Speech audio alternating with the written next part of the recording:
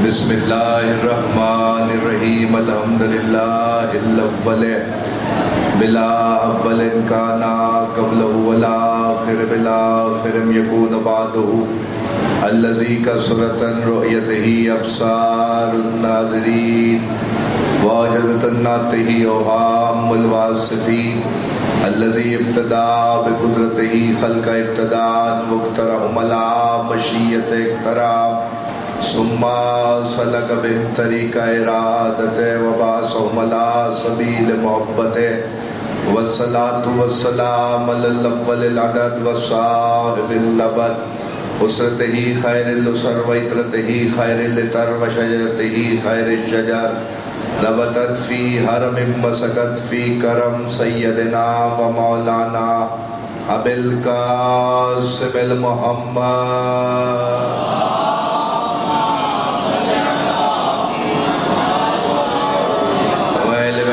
الطیبین الطاہرین المعصومین المنتجبین المنتخبین الذین اذهب اللہ عنہم الرجس وطہرہم تطہیرا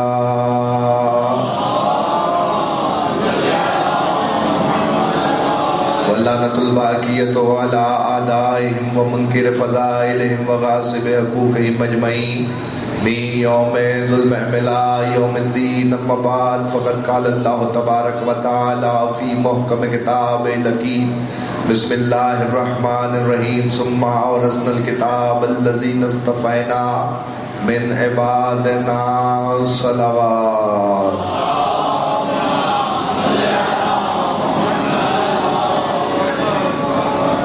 ماشاءاللہ کافی اب آپ تشریف فرمائیں ایسی صلوات پڑھیں کہ مجلس پڑھنے کو جی چاہے مل کے باواز بلا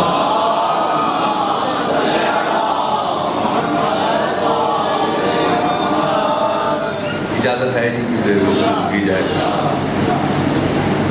میں 9:30 9:15 بجے آ گیا تھا لیکن یہاں تاخیر سے پہنچا 15 منٹ کی ٹریفک اور اس کے معاملات مجلس ہیں مسلسل تو اس کی وجہ سے معذرت خواہ ہوں کیونکہ کل میں نے خود ممبر سے اعلان کیا تھا کہ 9 بجے بیٹھ جاؤں لیکن ٹائم پہ نہیں پہنچ سکا راستوں کی دشواری کی وجہ سے عارف والا سے سفر کر کے آ لیکن کل انشاءاللہ بتوفیق الہی بتائید محمد وآل محمد ٹھیک 9 بجے ہی ممبر پہ بیٹھ آج کے لیے معذرت خواہ ہوں جو آپ کا تھوڑا ٹائم ڈسٹرب ہوا صلوات پڑھیے سارے بابا سے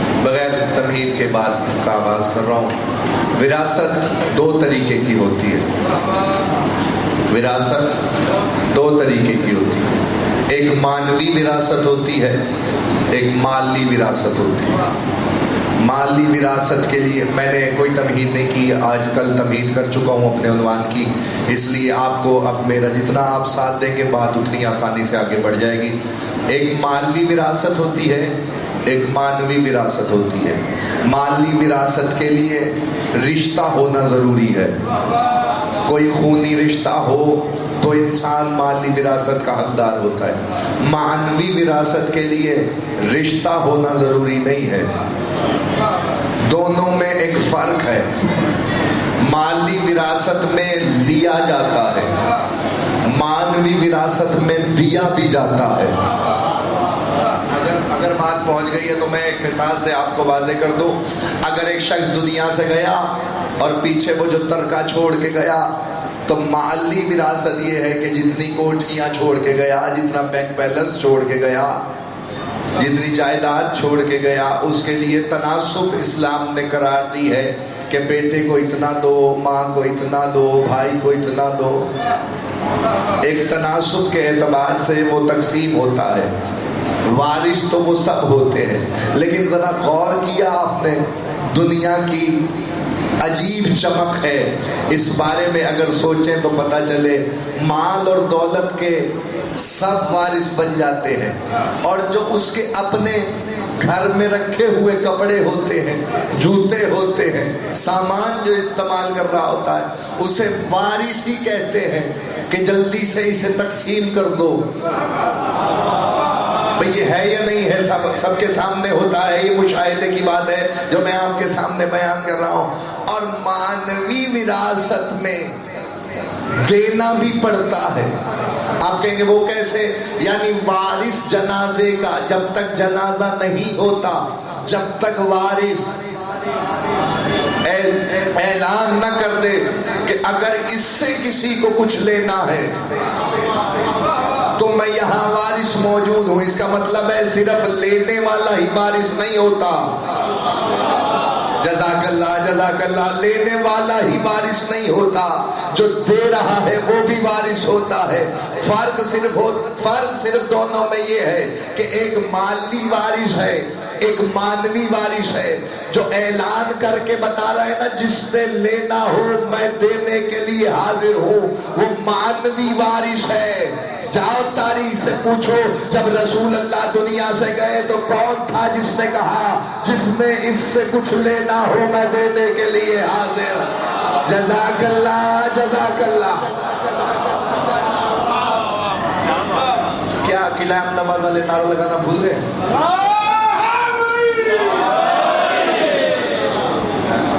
صلوات بھی پڑھی ہے ایسے ہی محمد. ڈاکٹر صاحب دو وارثوں کی اقسام میں نے اس وقت بیان کیا، ایک محلی وارث اور ایک مانوی وارث. مانوی وارث وہ ہے جو دینے کی صلاحیت بھی رکھتا ہو. جب رسول دنیا سے گئے تو علی نے آ کے کہا مسجد میں کسی نے اگر رسول سے کچھ لینا ہو تو میں دینے کے لیے حاضر ہوں. کچھ ترکہ کیا چھوڑ کے گئے تھے مصطفیٰ جو علی دینے کے لیے حاضر ہے. یہ تو علی ہی بہتر جانتا ہے نا کہ مصطفیٰ نے علی کو کیا ترکہ دیا. فیصلہ ہو جائے گا بھی کہ مجھے کتنی دیر اور پڑھنا ہے. خدا کی قسم بالکل ترکہ مصطفیٰ نے وہی تو دیا تھا جب کہا من کنت مولا ہو فہذا علی.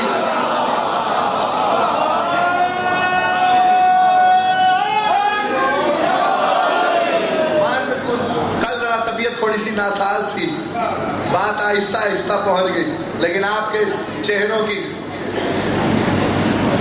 طبیعت بحال ہو جاتی ہے آپ کے چہروں کی زیارت. مومن کا چہرہ دیکھنا بھی ثواب ہے. مومن کا چہرہ اللہ نے کیسے کیسے ثواب رکھے مومنوں کے لیے. چہرہ دیکھتے رہو، علی کے چاہنے والوں کا ثواب ہے. جس کے چاہنے والوں کا چہرہ دیکھنا ثواب ہو، اللہ جانے اس کے چہرہ دیکھنے کا کتنا ثواب ہوگا. تو مانوی اور مالی وارث دو طرح کا ورثہ ہوتا ہے. اللہ نے قرآن مجید میں 24 انبیاء کا ذکر کیا ہے. 24 انبیاء کا ذکر کیا. 24 کا ذکر کر کے اس نے 1.25 لاکھ انبیاء کو ان 24 میں ضم کر دیا. 1.25 لاکھ انبیاء بھیجے نا، 1.25 لاکھ کا ذکر اللہ نے قرآن میں نہیں کیا، لیکن 24 ایسوں کا ذکر کیا ہے جن میں 1.25 لاکھ کی جھلک نظر آئے. تو اس کا مطلب ہے ہمیں یہ کہنا پڑے گا کہ 1.25 لاکھ کا ذکر ہی قرآن مجید میں ہے، کیونکہ ان 24 میں ہی 1.25 لاکھ کا اسوہ نظر آئے گا. جیسا ان کا کردار ویسا ان کا کردار، جیسی ان کی رفتار ویسی ان کی رفتار، جیسا ان کا اخلاق ویسا ان کا اخلاق. اللہ نے 24 نمونے ہمارے لیے. اگر اللہ صرف ابراہیم کا ہی قصہ رکھ دیتا نا تو وہ بھی کافی ہو جاتا، لیکن اللہ نے ہر ایک کی صفت کے مطابق اس کا حصہ رکھا تاکہ آنے والے دور تک، قیامت تک میری امت کو، میرے آنے والے انسانوں کو ہدایت کے لیے کوئی پریشانی نہ ہو. کہ اس نے 24 مجسم انبیاء کا تذکرہ قرآن مجید میں کر کے دنیا کو بتایا کہ میرے نبی ایسے ہوتے ہیں، کردار ایسا ہوتا ہے، اخلاق ایسا ہوتا ہے، سیرت ایسی ہوتی ہے، صورت ایسی ہوتی ہے. کسی کے حسن کا چرچا کیا سورہ یوسف میں، کسی کی خلت کا تذکرہ کیا، کسی کی سیرت کا تذکرہ کیا، کسی کے معجزات کا ذکر کیا. یعنی 24 میں اللہ نے کل 1.25 لاکھ انبیاء کی صفات بتا دی کہ میرے نبیوں میں یہ صفات ہے. آدم تو، جہاں کل تقریر ہوگی تھی، آدم تو ہے ہی صفی اللہ. صفت کہتے ہیں، اب اگر میری بات آپ تک پہنچ جائے، صفت کہتے ہیں جوہر کو، اصل کو، خالص کو صفت کہتے ہیں. زمین کے نچوڑ سے مجسمہ آدم بنا تھا، زمین کے نچوڑ سے مجسمہ آدم بنا تھا، اس لیے صفی اللہ ہے، یعنی خالص چار عناصر سے مل کے، یہی تقریر رکی تھی، چار عناصر، مجھے اگلی منزل تک پہنچنا، چار عناصر سے مل کر آدم کے پتلے کو بنایا پروردگار نے۔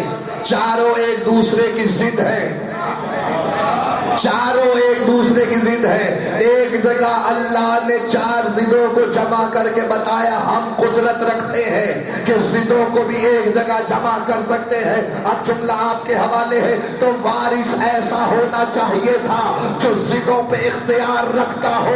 تو میں نے دیکھا کہ حسین ابن علی کو جو وارث آدم کہا گیا ہے، تو ان چاروں ضدوں پہ حسین کا اختیار کیا ہے؟ اب جس کے دل میں قبر حسین ہے اور جو حسین کا عاشق بیٹھا ہے وہ جملہ سنے، تو یہ چار عناصر اور ان چاروں پہ حسین کا اختیار، تو اس کا مطلب کہ انسانیت پہ اختیار حسین کا ہے۔ آپ کہیں گے کیسے؟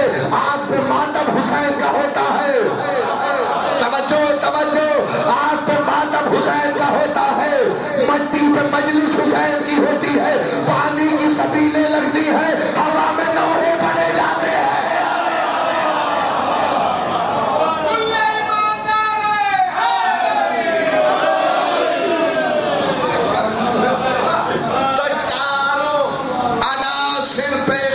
حسین ابن علی کا ہے، حسین ابن علی کے اختیار کو سمجھ، تو یعنی حسین وہ ہے۔ اب دیکھیے نبوت میں اور بادشاہت میں یہی فرق ہوتا ہے۔ میں نے کل تقریر کرتے ہوئے کہا تھا کہ نبوتوں کا وارث ہے حسین، بادشاہتوں کا نہیں، نبوتوں کا وارث ہے۔ نبوت کا کام یہ نہیں ہے کہ وہ حکومت کے لیے انسانیت کا قتل عام کرے۔ نبی اگر میدان جہاد میں آیا ہے تو وہ حکومت کے لیے نہیں آیا، بلکہ انسان کو راہ راست پہ لانے کے لیے آیا ہے۔ اور سب سے بڑی مثال میں یہ آپ کو دے رہا ہوں، جب بھی لڑتے تو علی ہی تھے، میدان میں تو ڈاکٹر صاحب جاتے علی تھے نا، جب علی میدان میں جاتے تھے نمائندہ مصطفیٰ بن کے، تو عمل کیا کرتے تھے؟ اگر حکومت علی کے دماغ میں ہوتی اور شعار مصطفیت میں یہ ہوتا کہ ساری زمین کو فتح کر لینا ہے، تو پھر کسی میں طاقت نہیں تھی کہ علی کی تلوار کے سامنے کوئی ٹک جاتا۔ علی کی تلوار ہمیشہ چلی ہی تب ہے، نسلوں کی ضمانت سے۔ اگر ایک مومن بھی آنے والا ہوتا تھا، ذوالفقار رک جاتی تھی۔ تو اس کا مطلب یہ ہے کہ علی جانتے ہیں کہ ایک مومن آنے والا ہے، اس کے لیے تلوار کو روکا۔ اگر 70 بھی پشت میں بھی ایک مومن نظر آ رہا ہے علی کی ذوالفقار کو، علی کی بات نہیں کر رہا، علی کی تلوار کی بات کر رہا ہوں۔ ایک مومن بھی اگر نظر آ رہا ہے نا تو علی کی تلوار رک جاتی تھی۔ لیلۃ الحریر میں مالک اشتر نے علی سے کہا تھا، سوچنے لگا کہ آج میں اتنے نہ ماروں جتنے علی نے مارے ہیں۔ دونوں لڑتے رہے، مالک اشتر کا بڑا مقام ہے۔ مولا امیر نے کہا میرے لیے مالک ایسے ہے جیسے میں رسول اللہ کے لیے تھا۔ مالک اشتر نے سوچا کہ آج اتنے قتل کروں جتنے میرا مولا مارتا ہے، تو کہتے ساری رات، وہ رات لیلۃ الحریر جس میں رات کو لڑائی ہوئی ہے صفین کے میدان میں، اتنے مارے کہ تلواروں سے گننے کے بعد اپنے وار کا پتہ ہوتا تھا۔ مالک نے کہا مولا امیر یا امیر المومنین، آج میں نے اتنے مارے ہیں جتنے آپ کی تلوار نے مارے ہیں۔ علی مسکرائے اور مسکرا کے کہنے لگے مالک تو نے گاجر مولی کی طرح کاٹے ہیں، میری تلوار چلتی ہے تو نسلیں دیکھ کے چلتی ہے، اگر ایک مومن آنے والا ہو تو تلوار رک جاتی ہے۔ یہ ذوالفقار ہی کا معجزہ ہے کہ نسل میں ایک مومن آنے والا ہو تو تلوار رک جاتی ہے، اس کی گردن نہیں اڑتی۔ اللہ نے فیصلہ ہی ختم کر دیا۔ اللہ نے کہا اب قیامت میں جب مہدی تلوار چلائے گا تو مومن تو میں سارے بھیج چکا ہوگا، پھر کوئی مومن نہیں آئے گا۔ جب مہدی تلوار چلائے گا پھر نہیں رکے گی، پھر ہر ایک کا سر کاٹے۔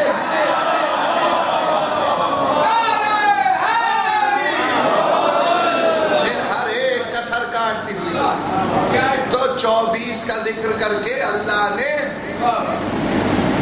یہاں بات کو اس لیے اس مقام پہ رکا تاکہ آپ کو پتہ چل جائے کہ علی کی تلوار کبھی حکومت کے لیے نہیں چلی. علی کی تلوار ہمیشہ نصرت الہی میں چلی ہے. اسی لیے امیر المومنین جب آتے تھے تو پہلا کام یہ کرتے تھے کہ آ کے کہتے تھے کلمہ پڑھ لے. اگر حکومت ہی کرنی ہوتی تھی پھر اس بات کی ضرورت نہیں تھی کہ آتے ہی دشمن کو یہ کہتے کہ کلمہ پڑھ لے. علی کا یہ کہنا کلمہ پڑھ لے بتا رہا ہے کہ پہلے زبان سے سمجھ جا, نہیں تو پھر ذوالفقار سمجھائے گی. تو حسین انبیاء کا ورثہ لیے ہوئے.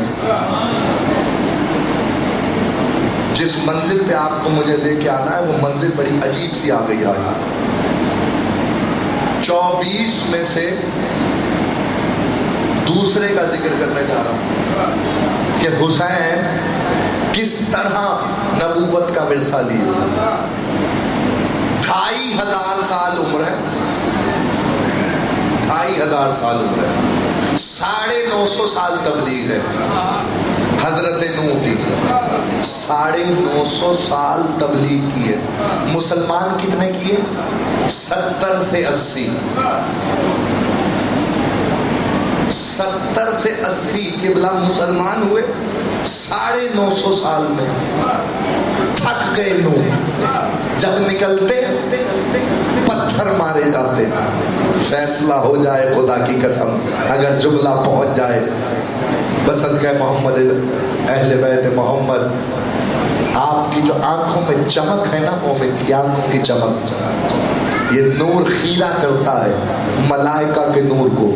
میں جملہ آپ کے حوالے کرنے جا رہا ہوں بصدقہ محمد اہل بیت محمد. گھر سے نکلتے نوح تبلیغ کرنے کے لیے اتنے پتھر کھاتے کہ سر سے لے کے پیر تک لہو میں ڈوب جاتے اور پتھروں میں چھپ جاتے. اللہ فرشتہ بھیجتا, فرشتہ آتا, پروں سے پتھر ہٹاتا, پرنوں کو مس کرتا,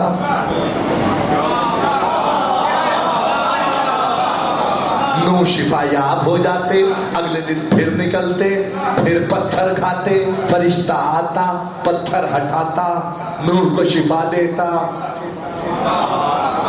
نو آگے بڑھ جاتے, اگلے دن پھر تبلیغ. 950 سال میں 70 سے 80 مسلمان کرنے کے بعد نو تھک گئے.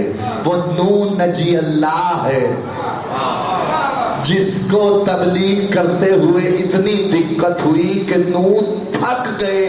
فرشتہ آتا تھا, قبلہ فیصلہ ہو جائے خدا کی قسم, فرشتہ آتا اور آ کے نوح کو شفا دیتا.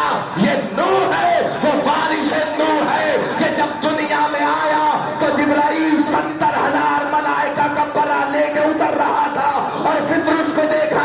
پطرس نے آواز دی کدھر جا رہے ہو؟ کہ مجھے نہیں پتا, رسول اللہ کے گھر چھوٹا نواسا آیا ہے, کہ مجھے بھی لے چلو, کہ مجھے بھی لے چلو. میں ورثہ بتانے جا رہا ہوں, کہ مجھے بھی لے چلو. پوری ذمہ داری سے جاؤ. 3 شعبان کی زیارت کے بعد جو دعا ہے اس دعا میں یہ واقعہ موجود ہے. لوگوں کو پریشانی ہو جاتی ہے فطرس والا واقعہ کہاں لکھا ہے؟ مفاتیح الجنان ہر ایک کے گھر میں موجود ہے. امام نے دعا کرتے ہوئے کہا فطرس کو شفا دینے والے, اے فطرس کو شفا دینے والے. تاریخ نے لکھا, ہوا کیا؟ فیصلہ ہو. میں جو آپ تک منزل پہنچانا چاہتا ہوں, اللہ نے جب بنایا تو بڑا خوبصورت بنایا تھا پطرس کو.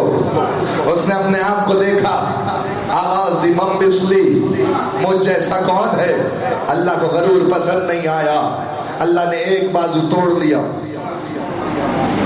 ایک پر نہیں بازو, ایک بازو میں کئی ہزار پر ہوتے ہیں. اللہ نے پورا بازو چھین لیا تھا اور ایک جزیرے میں ڈال دیا. جانے لگا تو کہنے لگا جبرائیل سے, جبرائیل کیا کبھی میری یہ سزا معاف ہو سکتی ہے؟ کہنے لگا ہاں قیامت کے دن. جبرائیل نے کہا ڈاکٹر صاحب کہ قیامت کے دن جب اللہ حساب کرے گا تو شاید تجھے بخش دے. اس نے کہا قیامت کا مجھے کیسے پتا چلے گا کہ قیامت آ گئی؟ کہنے لگا جب تو دیکھے نا کہ ملائکہ کے پرے زمین کی طرف اتر رہے ہیں تو سمجھ جانا اس دن قیامت کا دن ہے.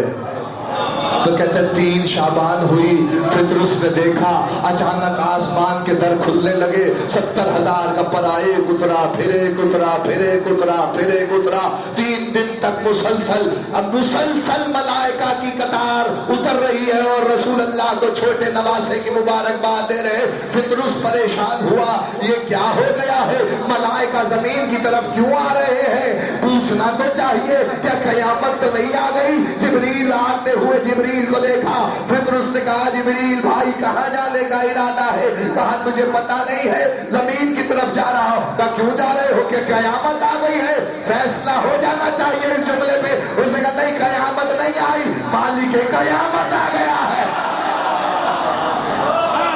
مالک قیامت آ گیا ہے، مجھے بھی لے چلو۔ پتہ ہے تجھے حسین آئے ہیں؟ فطرس رسول اللہ دنیا میں آئے، فطرس تھا، ظاہری طور پہ تھا۔ جب ظاہری طور پہ رسول اللہ عبداللہ کا چاند ابو طالب کی حویلی میں اترا، فطرس تھا۔ ملائکہ مبارکباد دینے کے لیے آئے، فطرس نے نہیں کہا۔ 13 رجب تھی، عام الفیل کو علی کعبے میں آئے، فطرس تھا، آیا نہیں۔ 20 جمادی الثانی کو خاتون جنت دنیا میں آئی، رسول کو ابتر کا تانا دیا جانے والا تھا، دیا جا رہا تھا۔ اس تانے کو دھونے کے لیے اللہ نے کوثر بنا کے بیٹی عطا کر دی، فطرس نہیں آیا۔ حسن 15 رمضان کو آ گئے، فطرس نہیں آیا۔ 3 شعبان ہوئی تو فطرس آیا۔ غور کرنے والی بات ہے، یہ سوچنے والی بات ہے۔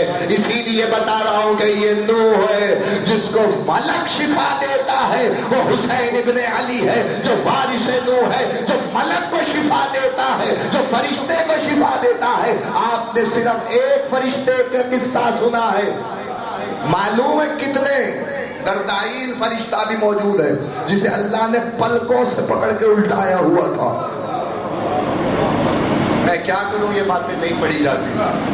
دردائیل فرشتہ بھی عذاب میں مبتلا تھا، اسے بھی حسین ابن علی نے آزاد کروایا۔ فطرس مشہور ہو گیا۔ جملہ سنیے گا، جبرائیل مجھے بھی لے چلو، مجھے بھی لے چلو۔ خدا کی قسم کھا کے کہتا ہوں ممبر سے، علمی ضمانت سے بات کرنے کا قائل ہوں، جھوٹی سے جھوٹی روایت میں لا کے دکھا دو کہ جبرائیل اللہ کے پاس گیا ہو اور اللہ سے جا کے کہا ہو کہ فطرس حسین کے دروازے تک آنا چاہتا ہے، کیا اجازت ہے میں اسے لے جاؤں؟ تیرا سزا یافتہ ہے، اجازت دیتا ہے میں وہاں لے جاؤں؟ خدا کی قسم وہ جو بال برابر بھی اللہ کے حکم سے حکم عدولی نہیں کرتا، اس کے اذن کا محتاج ہے، وہ اذن دے تو بال برابر اپنی جگہ بدلے۔ اس نے اللہ سے نہیں پوچھا، اس نے جبرائیل نے 2 فرشتوں کو لیا، فطرس کو اٹھایا، حسین کے دروازے پہ لے آیا، دنیا کو بتانے کے لیے کہ اللہ کا سزا یافتہ اگر حسین کے دروازے پہ آنا چاہے تو اسے کسی اجازت کی ضرورت نہیں ہے۔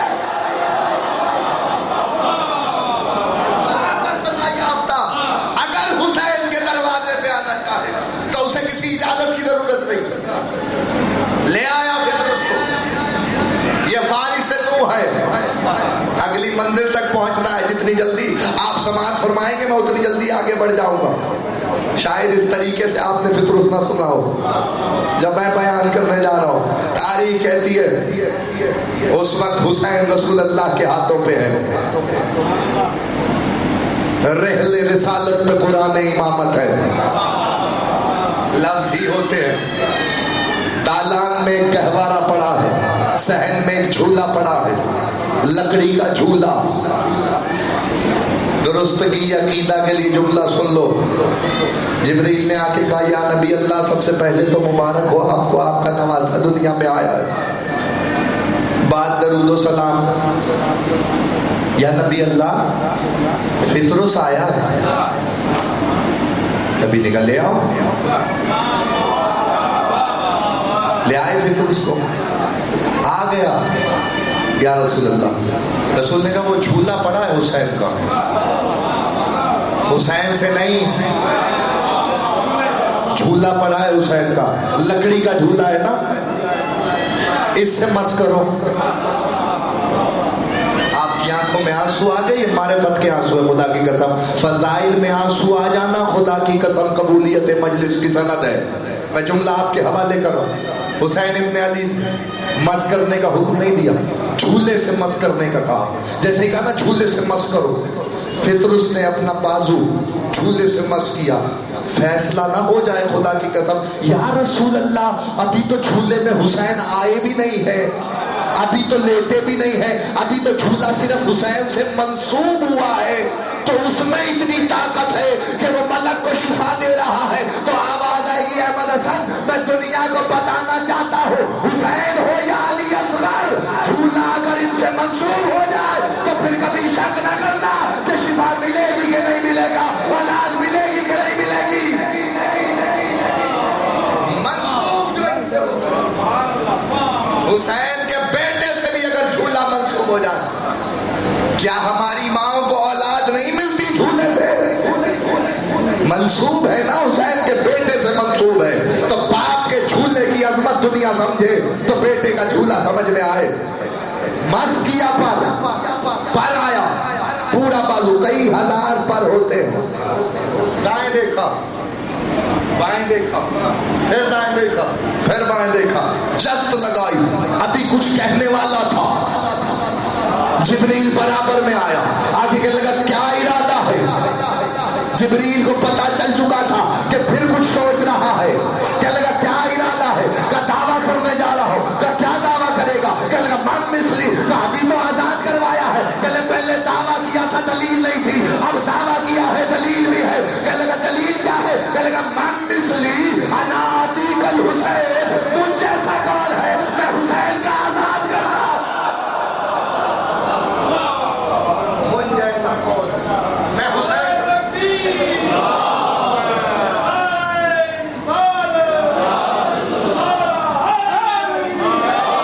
ایسے نہیں مل کے بولو سارے حیدری.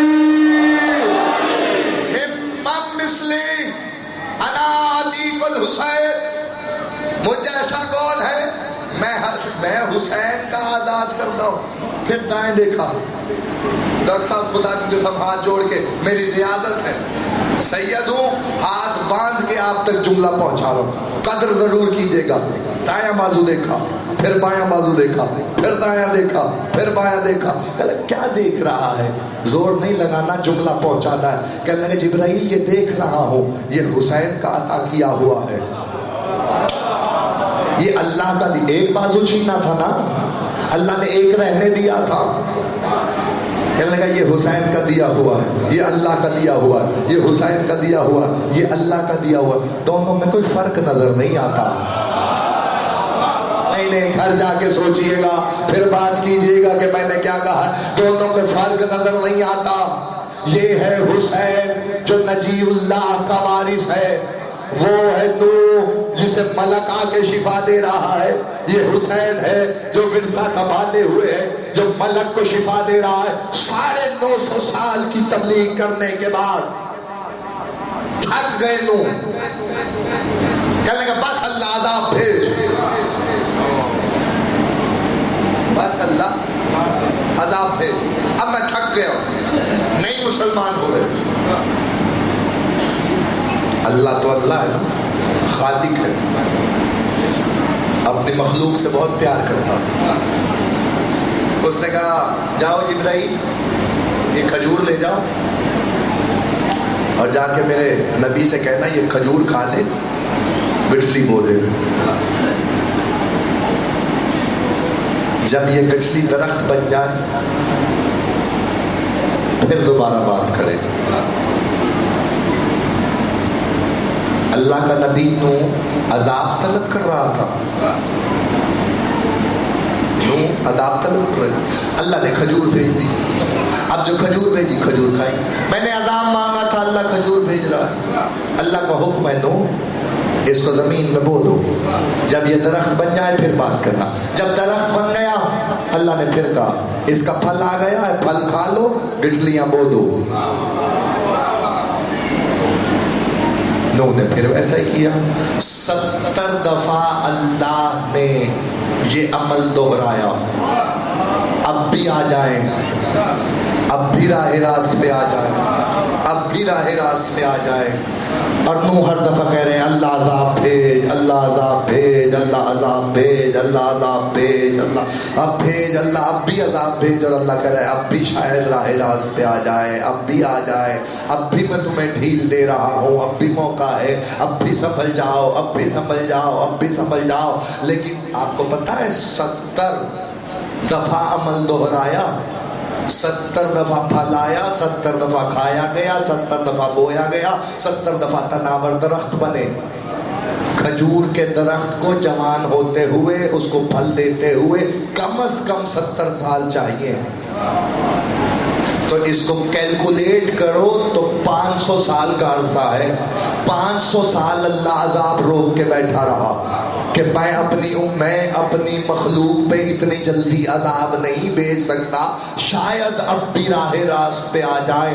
500 سال جس نے عذاب روک کے رکھا ہے نا، مجھے نہیں پتا کس کے دل میں کتنا علی بستے ہیں جملہ سننا۔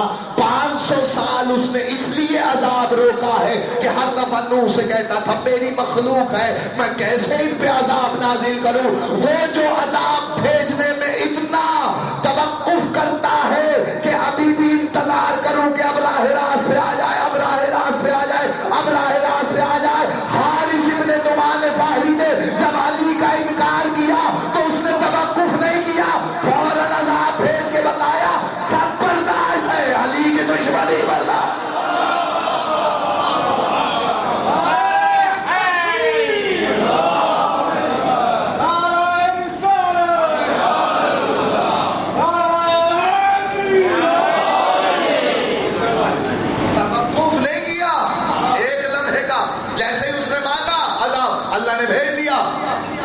جب 70 دفعہ یہ عمل دہرایا گیا، توجہ نتیجے کے قریب آ رہا ہوں، تو اب اللہ نے کہا نوح ان درختوں کے پھٹے بناؤ، تختے، ان کو چیرو، تختے بناؤ، تختے بنا کے کشتی تیار کرو۔ لوگ دیکھتے کشتی کو، ہنستے نوح پر، تمسخر اڑاتے نوح کا۔ یہاں تو ریگستان ہے، پانی نہیں ہے، نوح کیوں کشتی بنا رہا ہے؟ بہت بڑی کشتی بنائی نوح نے۔ جب کشتی بن گئی 3 پورشن بنائے کشتی میں، ایک انسانوں کے لیے، ایک خوراک کے لیے، ایک جانوروں کے لیے۔ روئے عرض پہ جتنے جانور تھے نوح کی آواز سن کے خنزیر تک اپنی مادہ کو لیے ہوئے دوڑا اور کہنے لگا دیر نہ کر، نبی بلا رہا ہے، دیر نہ کر، نبی بلا رہا ہے۔ جو پہنچ گئے ان کو سلام ہے، جو نہیں پہنچے انہیں 2 دفعہ سلام ہے۔ خنزیر تھا، سمجھدار تھا کہ نبی جب بلائے تو پھر دیر نہیں کرتے، دیر نہ کر، جلدی پہنچ۔ کشتی بنی، نوح کے جتنے مسلمان کیے ہوئے فرد تھے وہ سب آ گئے، نوح نے کشتی میں سوار کرا دیا۔ اب دنیا دیکھ رہی ہے کہ یہ کیا ہے، پانی تو ہے نہیں، لوگ کشتی میں سوار۔ سب سے پہلے پانی پتہ ہے کہاں سے نکلا؟ حضرت نوح کے گھر میں جو تنور تھا، آج بھی مسجد کوفہ میں وہ جگہ موجود ہے جہاں حضرت نوح کا گھر ہے۔ خدا تمہیں زیارت کروائے وہاں اس جگہ کی۔ سب سے زیادہ پانی اللہ نے اس تنور سے جاری کیا، آسمان سے تو برسا ہی، لیکن اس تنور سے پانی سب سے زیادہ نکلا جو روئے عرض پہ پھیل گیا، اور کشتی اب چلنے لگی، پانی بڑھتا چلا۔ نوح نے دیکھا بیٹا ہے جو سوار ہو گیا ہے پہاڑ پہ، اور کہہ رہا مجھے پہاڑ بچا لے گا. نو کہہ رہے پہاڑ نہیں بچاتا، کشتی بچاتی ہے. نو کہہ رہے پہاڑ نہیں بچاتا، کشتی بچاتی ہے. تو اس کا مطلب ہے دماغی فطرت میں، انسان کی فطرت میں یہ بات موجود ہے. جب تک ورثہ سمجھ میں نہیں آئے گا، جب تک انبیاء سمجھ میں نہیں آئیں گے کہ حسین کس ورثے کا مالک ہے. میں آ گیا ہوں منزل تک، 2 جملے سن لیجئے بسط کہ محمد اہل بیت محمد. نو کہہ رہے آ جا کشتی میں آ جا. اس نے کہا نہیں مجھے پہاڑ بچا لے گا. انسانی فطرت کا تقاضا یہ ہے کہ اس نے سب سے اونچی جگہ دیکھی. اس نے کہا یہاں تک پانی کیسے آ سکتا ہے؟ اسے کیا پتا مرضی معبود کیا ہے، اللہ کیا چاہتا ہے. اب جو عذاب بنا پانی چڑھنا شروع. اینڈ تک نو یہ کہتے جا رہے ہیں آ جا اب بھی آ جا، کشتی میں نجات ہے، کشتی میں نجات ہے، کشتی میں نجات ہے، کشتی میں نجات ہے. لیکن نو کا بیٹا نہیں آیا. آخر اللہ نے کہہ دیا لیسا من اہلک، نو تیرے اہل میں صحیح نہیں ہے. یعنی آپ نے دیکھا ورثہ کیسے کٹ جاتا ہے. اللہ نے کہا تیرے اہل میں صحیح نہیں ہے. جب اللہ نے ہی آگ کر دیا تو اب اس کا ورثہ کیسے ہو سکتا ہے نوح کی ملکیت میں؟ جملہ آپ کے حوالے کرنے جا رہا ہوں. وہ نوح ہے جس کے بیٹے کو اللہ آگ کر رہا ہے، وہ میرا حسین ہے کہ مصطفیٰ سے اللہ نے کہا ابنانا و ابناکم و نسانا و نساکم و انفسنا و انفسکم. تم اپنے بیٹوں کو لاؤ، ہم اپنے بیٹوں کو لاؤ. تم اپنی عورتوں کو لاؤ، ہم اپنی عورتوں کو لاؤ. تم اپنے نفسوں کو لاؤ، ہم اپنے نفسوں کو لاؤ. تو بیٹوں کی جگہ کوئی اور نہیں بلکہ حسن و حسین گئے. بلکہ نتیجے کی طرف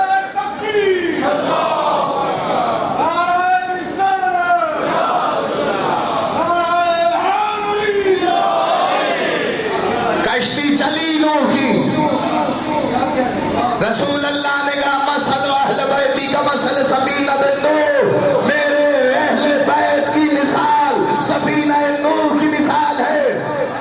ایک حدیث آپ نے سن لی، دوسری اور سنا اور میں منزل سے قریب ہو جاؤ. پھر اسی رسول نے کہا ان الحسین مصباح الہدی و سفینۃ النجاۃ، میرا حسین ہدایت کا چراغ ہے اور کشتی نجات ہے. میں ہاتھ جوڑ کے کہوں گا یا رسول اللہ جب آپ نے کہہ ہی دیا مثل اہل بیتی کا مثل سفینۃ نوح کہ میرے اہل بیت کی مثال سفینہ نوح کی مثال ہے، کشتی نوح کی مثال ہے، تو پھر علیحدہ سے حسین کو کشتی بنانے کی کیا ضرورت ہے؟ پھر حسین کے لیے علیحدہ سے کیوں حدیث کہی کہ یہ ایک نجات کی کشتی ہے؟ تو آپ کو ایک بات بتاؤں، جس نے مشاہدہ کیا ہوگا، نہیں تو جا کے ضرور دیکھیے گا کہ بڑے جہاز کنارے پہ نہیں آتے بندرگاہ کے. جو بڑے بڑے جہاز ہوتے ہیں نا، بحری جہاز، وہ سمندر کے کنارے پہ نہیں آتے، وہ گہرے پانی میں رہتے ہیں. اگر وہ قریب آ جائیں گے تو ان کا واپس جانا مشکل ہو جائے گا، واپس نہیں جا سکتے، گہرے پانی میں ہی رکتے ہیں بندرگاہ پہ. تو پھر ہوتا کیا ہے؟ جو ان میں سامان ہوتا ہے یا ان میں سامان پہنچانا ہوتا ہے، وہ چھوٹے جہازوں پہ چھوٹی کشتیوں میں رکھ کے لے جایا جاتا ہے اور ان کشتیوں سے واپس لایا جاتا ہے. تو اس کا مطلب یہ ہے کہ رسول بتانا یہ چاہ رہے ہیں کہ مثل اہل بیتی کا مثل سفینۃ نوح، میرے اہل بیت کی مثال سفینہ نوح کی مثال ہے. وہ کنارے پہ نہیں ہے، گہرے پانی میں کھڑا ہے. اس تک پہنچو گے کیسے؟ اس لیے میں نے کشتی بنایا ہے حسین کو. حسین کی کشتی میں جو سوار ہو جائے گا وہ اہل بیت کی کشتی تک پہنچ جائے گا. اس لیے حسین کا دامن تھامے رکھنا تاکہ وہ تمہیں اہل بیت کی کشتی تک پہنچا دے. اب میں کیا کروں؟ اس پہ تقریر ختم ہو جاتی ہے. جملہ آپ کے حوالے کر رہا ہوں. بسط کہ محمد اہل بیت محمد. رسول اعظم کے فرزند چھٹے والا سے کسی نے پوچھا فرزند رسول بتائیے کہ حسین بھی نجات کی کشتی ہے، اہل بیت بھی نجات کی کشتی ہے، تو ان دونوں کشتیوں میں فرق کیا ہے؟ امام نے کہا بالکل ٹھیک بات ہے کہ اہل بیت کی مثال بھی کشتی کی مثال ہے، حسین کی مثال بھی کشتی کی مثال ہے. لیکن کیا کرے کہ حسین کی کشتی ذرا تیز ہے جو نجات کی طرف جلدی سے لے جاتی. نہیں، میں جتنا زور لگا رہا ہوں اتنا رسپانس نہیں آ رہا. اگر آپ نے اس سے پہلے نے یہ حدیث سنی ہو تو مجھے بتائیے، نہیں سنی تو جملہ میں آپ کے حوالے کرنے جا رہا ہوں۔ معصوم فرماتے ہیں محشر میں توجہ 100 صفوں میں خلقت ہوگی، خلائق عالم 100 صفوں میں ہوگا، انسانیت 100 صفوں میں کھڑی ہوگی، اہل محشر 100 صفوں میں کھڑے ہوں گے۔ سب سے پہلے آراف میں علی آئیں گے، اور جب امیر المومنین آراف پہ آگے دیکھیں گے تو پیشانیاں پڑھیں گے۔ امام شافعی کہتے ہیں کہ محشر کی بھیڑ میں مجھے زمزم کی قسم، میرے مسلک کا امام نہیں ہے، ایک فقہ کا امام ہے، وہ کہتے ہیں مجھے زمزم کی قسم، مجھے حتیم کی قسم، جو کعبے کے گرد مڑی ہوئی دیوار ہے اس کی قسم، مجھے زمزم کی قسم، مجھے صفا و مروہ کی قسم۔ آراف پہ جب علی آئیں گے اور انسانیت کی طرف نگاہ کریں گے اور اپنے چاہنے والوں کو، اپنے، یہ حدیث دوسری ہے، معصوم فرماتے علی اپنے چاہنے والوں کو ایسے انسانیت سے جدا کریں گے جیسے ایک پرندہ گندے دانے سے اچھا دانہ چنتا ہے۔ علی ایسے اپنے چاہنے والوں کو اس بھیڑ سے نکالیں گے۔ اس کے بعد امام شافعی کہتے ہیں مجھے زمزم کی قسم، حتیم کی قسم، صفا و مروہ کی قسم، محشر کی بھیڑ میں علی کے دشمن کے ماتھے پہ لکھا ہوگا یہ حرام زادہ ہے۔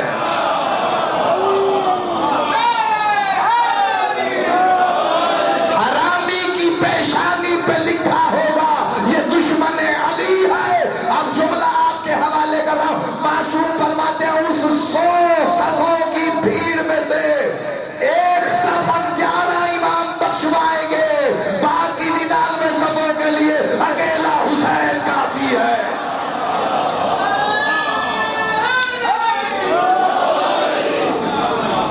باقی خلائق کو بخشوانے اکیلا حسین کافی۔ اسی لیے میں ایک واقعہ کا قصہ پڑھ رہا تھا، آپ کی نظر بھی کر دیتا ہوں، آپ کے مجمع کی نظر بھی کرتا ہوں، اور یہیں سے مسائل کا واقعہ بڑا عجیب ہے۔ ایک ترخان، لکڑی سے فرنیچر بنانے والا، وہ ترخان منبر امام حسین بناتا ہے، تعزیے بناتا ہے، تابوت بناتا ہے، اسے شوق ہے جہاں کہیں بھی مسجد میں منبر کا کام ہو، تعزیے کا کام ہو، وہ فوراً پہنچتا تھا۔ میں کرتا ہوں، حسین کے لیے کرتا ہوں، مجھے اجرت نہیں چاہیے، میں اپنے مولا حسین کے لیے کام کرنا چاہتا ہوں، پڑھ پڑھ کے کام کرتا۔ آج بھی ایران تہران میں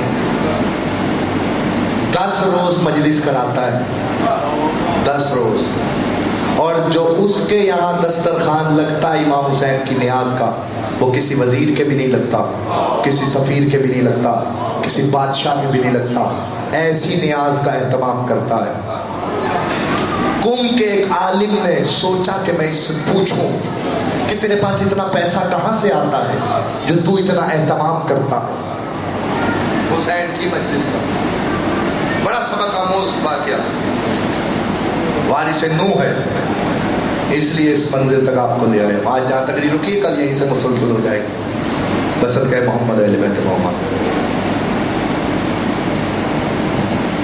راضی رہیے گا۔ وہ پوچھنے کے لیے عالم دین گئے کہ تیرے پاس پیسہ کہاں سے آتا ہے، تو اتنا اہتمام کیسے کرتا ہے امام حسین کی مجلس کا؟ اس نے کہا واللہ باللہ ثم تعالی، قسم بخدا مجھے نہیں پتا، اس میں سے 1 روپیہ بھی میں اپنی جیب سے نہیں لگاتا، مجھے نہیں پتا کہاں سے آتا ہے، کیسے انتظام ہوتا ہے۔ اس نے کہا اس میں ماجرا کیا پوشیدہ ہے؟ کہنے لگا جب میں بڑھئی کا کام کرتا تھا اور حسین مظلوم کی خدمت کے لیے ہر وقت پیش رہتا تھا، میں سمجھا یہ جملہ بڑا عجیب کیفیت کا ہے، میں نہ پڑھتا لیکن اس واقعے نے مجھے جھنجھوڑ دیا ہے جو میں جملہ آپ کے حوالے کرنے جا رہا ہوں، شاید کسی کی روح پہ اثر ہو جائے اس واقعے کا۔ وہ کہتا ہے کہ اچانک میرے گردوں میں تکلیف ہوئی، میں ڈاکٹر کے پاس گیا تو ڈاکٹر نے مجھے کچھ ٹیسٹ لکھ کے دیے، جاؤ یہ ٹیسٹ کرواؤ۔ تو کہتے ہیں وہ یورین کے ٹیسٹ تھے۔ تو جب ٹیسٹ ہو کے آئے تو ڈاکٹر نے کہا کہ بس اب تیرے پاس وقت بہت کم ہے، تیرے گردے فیل ہو گئے، جتنی دیر آرام کر سکتا ہے اپنے گھر پہ آرام کر، بستر نہ چھوڑنا۔ کہتا ہے میں بستر پہ آ کے لیٹ گیا، امید ہار گیا، بستر پہ لیٹے لیٹے یہ کہتا تھا، اے میرے مولا میں تو آپ کی خدمت کرتا تھا، آپ اپنے چاہنے والے کے ساتھ یہ کر رہے ہیں۔ روز کہتا ہے مولا سے التجا کرتا، یہاں تک کہ ہاتھ پیر سویل ہونے لگے، سوجنے لگے۔ آپ کو پتہ ہے جو کڈنی پیشنٹ ہوتے ہیں ان کے ساتھ یہ مسئلے درپیش ہوتے ہیں۔ کہتا ہے اب ڈاکٹرز نے کہا کہ اس کو پانی بھی نہیں دینا، پانی بھی اس کا بند کر دو۔ کہتا ہے اس کی ماں، ڈاکٹر صاحب آپ مجھے بھی ایک مشورہ دے رہے تھے، مولا آپ کی زندگی کرے۔ اس واقعے میں یہی ایک بات چھپی ہوئی تھی۔ وہ کہتا ہے کہ کہنا سب رشتہ دار مجھے چھوڑ گئے، صرف میری ماں میرے پاس تھی جو ضعیفہ تھی، وہ میری خدمت کرنے لگی اور خدمت کرتی روتی جاتی تھی۔ اور میں کہتا تھا اماں میں تیرے لیے تکلیف بن گیا ہوں، دشوار ہو گیا ہوں تیرے لیے۔ وہ کہتی ہے کہ بیٹے بھی کبھی ماں کے لیے دشوار ہوتے ہیں، بیٹے بھی کبھی ماں کے لیے تکلیف دہ ہوتے ہیں۔ تو کہتا ہے کہ میری ماں میری بہت خدمت کرتی تھی، جن کی مائیں ہیں انہیں قدر کرنی چاہیے اپنی ماؤں کی۔ تو کہتا ہے کہ بہت خدمت کرتی تھی میری ماں۔ اسی عرصے میں 4 سال گزر گئے اور مجھے پیاس شدت سے لگتی، اور ڈاکٹر کہتے کہ بس چند قطروں کے علاوہ اسے پانی نہیں دینا، کیونکہ پانی اس کے لیے ٹھیک نہیں ہے، یہ مر جائے گا اگر زیادہ پانی پیے گا۔ تو کہتا ہے جب مجھے پیاس لگتی تھی نا تو میں بس ایک ہی بات کہتا تھا، ہائے حسین تیری پیاس، ہائے حسین تیری پیاس۔ روتے بھی آؤ، واقعہ بھی سنتے آؤ۔ میں نے اچانک آج شب ہے، ایک معصومہ کی اس منزل تک آپ کو لے کے آنا ہے۔ مقتل کہتا ہے، تاریخ لکھنے والوں نے لکھا، کہتا ہے 4 سال گزر گئے، میرے بدن نے میرا ساتھ چھوڑ دیا، میرے بدن میں کیڑے پڑ گئے۔ ڈاکٹروں نے کہا کہ اب یہ بس چند دنوں کا مہمان رہ گیا ہے۔ کہنے لگا میری ماں نے مجھے لا کے بستر پہ لٹایا، رونے لگی۔ اچانک محلے میں شور اٹھا کہ محرم کا چاند ہو گیا ہے۔ کہتے میری ماں مجھے بھول گئی اور اس نے کہا بیٹا محرم کی تیاری کرنے میں مصروف ہو گئی ہوں۔ اور اس کے بعد کہتا ہے 4 محرم تک میں یہ کہتا رہا، مولا حسین اب تو میری مدد کے لیے آئیے، مولا حسین اب تو میری مدد کے لیے آئے۔ کہتے 4 محرم کو ایک پرندہ میری کھڑکی سے داخل ہوا اور وہ میرے سرہانے آ کے بیٹھ گیا۔ اس پرندے نے آ کے میرے سے گفتگو کی اور بولنے لگا، کیا تو پیاسا ہے؟ اس نے کہا ہاں مجھے بہت پیاس لگی ہے۔ کہنے لگا اس کی منقار سے، اپنی منقار سے اس نے مجھے پانی پلایا۔ جب پانی میرے جگر میں اترا تو ایسی راحت مجھے کبھی محسوس نہیں ہوئی جیسی اس دن ہوئی۔ کہتے وہ پرندہ اڑا اور میرے بستر کے نیچے آ گیا، میرا دل بہلنے لگا اس پرندے کی وجہ سے، کچھ زندگی کے آثار نظر آنے لگے۔ کہتا ہے وقت گزرتا گیا لیکن میں استغاثہ کرتا گیا اور میری ماں روز آتی اور آ کے میرا حال دریافت کرتی اور پھر مجلس کرنے کے لیے جاتی۔ کہتے ایسے ہی عاشور کا دن آ گیا، میں روتا رہا بستر پہ لیٹا ہوا کہ مولا میں آپ کی کوئی خدمت نہیں کر سکتا، میں آپ کو رو نہیں سکتا، میرے مولا آپ تو میری مدد کرنے کے لیے آ جائیے۔ کہتا ہے اچانک میری ماں کمرے میں داخل ہوئی، اس کے ہاتھ میں ایک بھیگا ہوا رومال تھا۔ آپ کو پتہ پہلے بزرگوں کا طریقہ یہ تھا کہ جب مجلس میں جاتے تھے تو رومال ہاتھ میں رکھتے تھے اور وہ رومال سے اپنے آنسو پہنچتے تھے اور اسی وصیت کرتے تھے کہ اسے کفن میں رکھ دینا کیونکہ وہ ان کی شفاعت کے لیے کافی ہو جائے گا۔ وہ حسین پہ رونے والے آنسو ہوتے تھے۔ کہتا ہے وہ میری ماں ایک گیلا رومال لے کے آئی تو میں نے پوچھا اماں یہ کیا ہے؟ کہا میں حسین کی مجلس میں گریہ کر رہی تھی تو یہ جو آنسو ہے وہ تیرے بدن پہ نچوڑنا چاہتی ہو تاکہ تیرے شفا مل جائے۔ سن لیا تم نے؟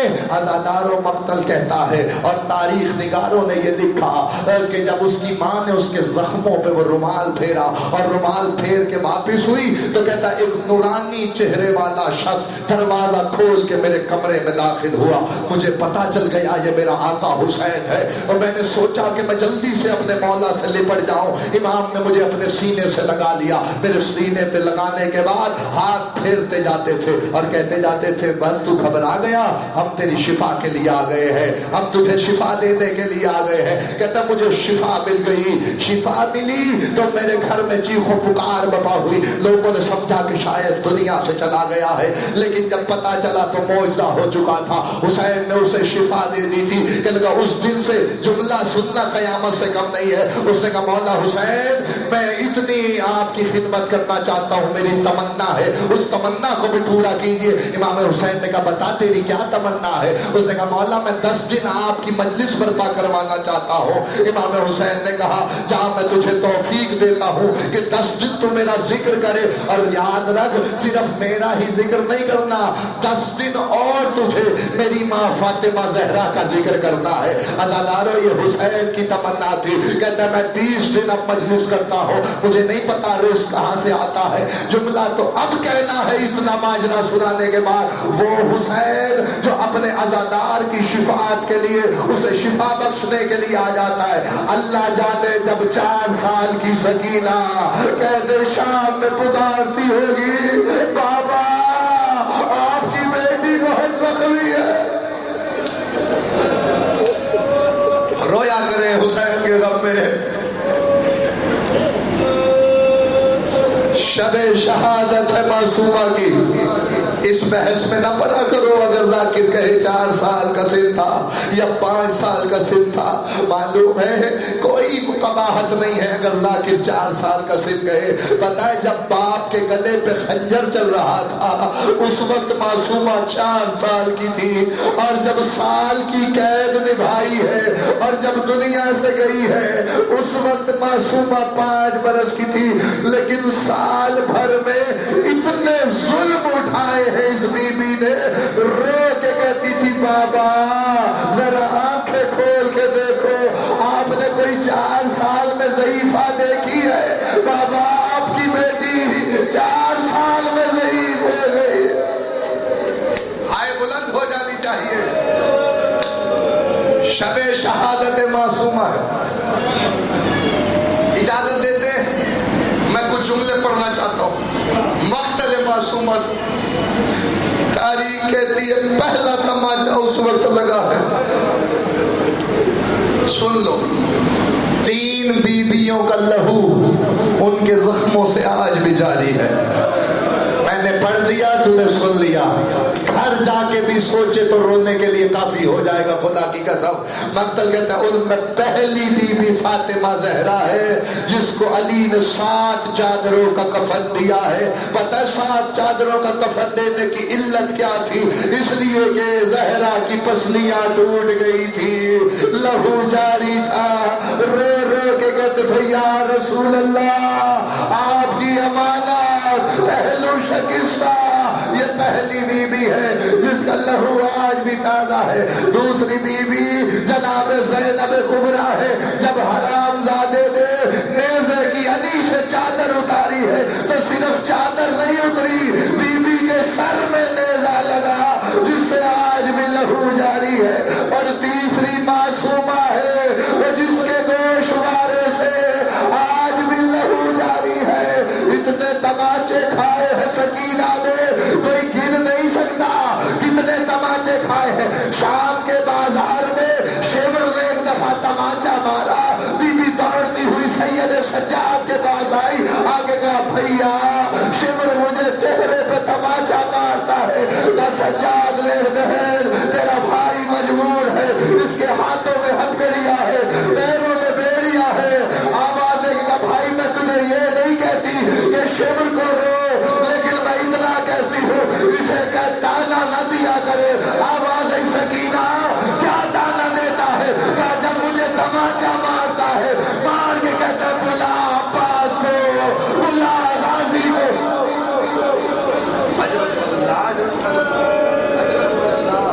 ایک جملے کی زحمت ہے، پتہ ہے سفر کیسے کرایا گیا؟ مجھے پتہ ہے میں نے کیسے پڑھا ہے، تم کیسے سنو گے مجھے نہیں پتا، لیکن جس کے دل میں قبر حسین ہے نا، جس کے گھر میں چھوٹی اولاد ہے، وہ اس جملے کو سوچ بھی سکتا ہے، سمجھ بھی سکتا ہے۔ جملہ سننا، جب قافلہ سوار ہوا ہے نا मासूमा के पैरों को ऊंट के पेट के नीचे से बांधा गया था ताकि बच्ची ऊंट से गिरे नहीं। बेकजावा महमिल को जब नाके चलते नहीं थे ना तो ये हरामजादे ताजिया ना उठाते और नाकों को ताजिया ना मारते। लोहे का ताजिया ना होता।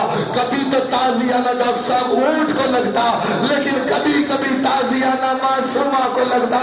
एक ताजिया ना ऐसा लगा, बच्ची शिद्दत से तड़पी। जब तड़पी तो पैर की रस्सियां टूटी, ऊंट बिदका तो तारी कहती है बच्ची ऊंट से जमीन पे आई। काफिला आगे बढ़ गया।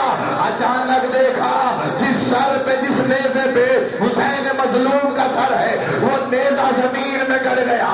काफिला आगे नहीं बढ़ता। मातम करने के लिए जुमला काफी है। फूली ताजियाना लेके आगे बढ़ा। मौला सज्जाद की पुष्ट पे ताजियाना मारा। ताजियाने का लगना था इमाम ने कहा बेहया क्यों ताजियाने मारता है? आवाज आई तेरे बाबा का सर आगे नहीं बढ़ता।